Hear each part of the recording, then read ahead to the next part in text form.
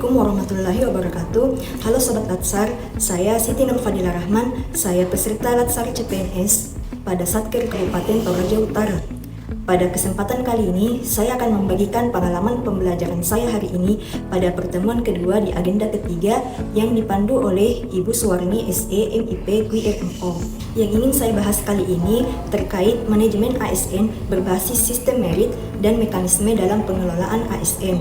Manajemen ASN adalah proses pengelolaan ASN untuk menghasilkan pegawai yang profesional, kompeten, dan berintegritas tanpa memandang perbedaan latar belakang seperti suku, ras, agama, dan sebagainya. Melalui sistem merit, kebijakan pengelolaan dan penilaian ASN berdasarkan pada kualifikasi, kompetensi, dan kinerja secara adil dan wajar. Pembenahan pengelolaan ASN adalah kunci untuk mencapai birokrasi yang efektif dan berkelas dunia. Setiap pegawai berhak diberi kesempatan untuk mengembangkan yang berkinerja tinggi, seperti diberi penghargaan dan promosi, sementara yang tidak berkinerja akan diberi sanksi. Sebagai ASN, kita tentunya menjadi sorotan masyarakat. Oleh karena itu, kita perlu memahami kode etik perilaku yang diwujudkan dengan melaksanakan tugasnya sesuai perintah atasan, sejauh tidak bertentangan dengan ketentuan peraturan, perundang-undangan, dan etika pemerintahan. Dalam hal ini, profesionalisme dan disiplin.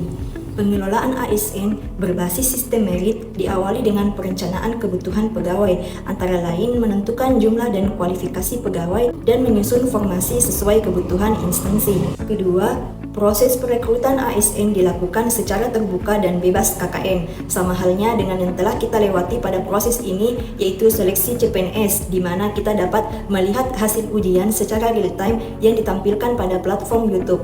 Begitu juga dengan hasil pengumuman penerimaan disebarluaskan di media sosial instansi yang dapat diakses oleh publik dengan mudah.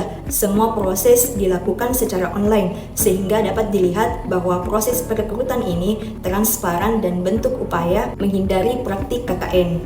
Ketiga, sebagai CPNS, kita juga diberikan hak untuk meningkatkan kompetensi melalui pemberian pelatihan dasar sebagai fondasi calon pemimpin yang berakhlak di masa depan. Terakhir, pemerintah akan terus melakukan peningkatan kesejahteraan seperti penggajian dan fasilitas berdasarkan siapa yang berkinerja baik. Begitu juga sebaliknya, bagi yang berkinerja rendah, maka rendah pula reward yang mereka terima. Selain dari kinerja, aspek risiko, tanggung jawab, dan beban kerja menjadi pertimbangan dalam peningkatan kesejahteraan pegawai.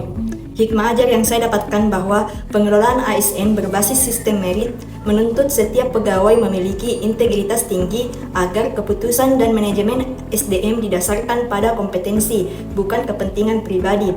Dengan menjunjung nilai kejujuran dan tanggung jawab, ASN dapat mewujudkan birokrasi yang profesional, transparan, dan dapat dipercaya masyarakat. Sekian insight yang dapat saya sampaikan pada Learning Journal hari ini. Sampai jumpa di Learning Journal berikutnya.